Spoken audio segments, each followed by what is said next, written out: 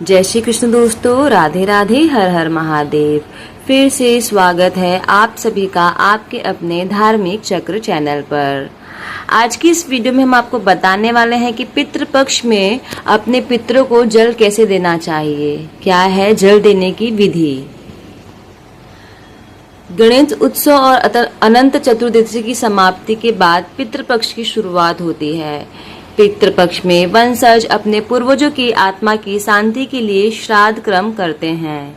इस साल 18 सितंबर 2024 से पितृपक्ष शुरुआत होगी और 2 अक्टूबर 2024 को यह समाप्त हो जाएगा। पितृपक्ष भाद्रपद महीने की पूर्णिमा तिथि से शुरू होकर आश्विन महीने की अमावस्या तिथि तक चलते हैं। पितृपक्ष के इन 16 दिनों में मृत पितृ को की तिथि अनुसार पिंडदान, तर्पण और श्राद्ध किए जाते हैं। पितृपक्ष में जल देने की परंपरा भी है, जिसे महत्वपूर्ण माना जाता है। लेकिन पितरों को जल देते समय कुछ बातों का ध्यान रखना जरूरी होता है। इसलिए यह जान लीजिए कि पितृपक्ष में कब और कैसे दिया जाता है पितरों को जल। पितृपक्ष में पितरों को दिए जाने वाले जल में कुशा और तिल को महत्वपूर्ण माना जाता है। इसके बिना ये नियम अधूरा होता है। हिंदू धर्म में कुशा को भगवान विष्णु का प्रतीक माना गया है और तिल में भगवान विष्णु का वास होता है। मान्यता है कि जब कुशा से आप पितरों का तर्पण करते हैं तो भगवान विष्णु की कृपा से पितरों को मोक्ष की प्राप्ति होती है। साथ ही इससे पितृ भी आपस में प्रसन्न होकर आशीर्वाद देते हैं।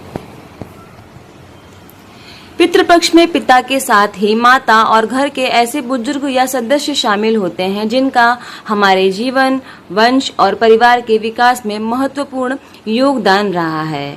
पितरों को जल देने की एक खास विधि होती है। इसमें अंगूठे में कुशा लाकर जल दी जाती है।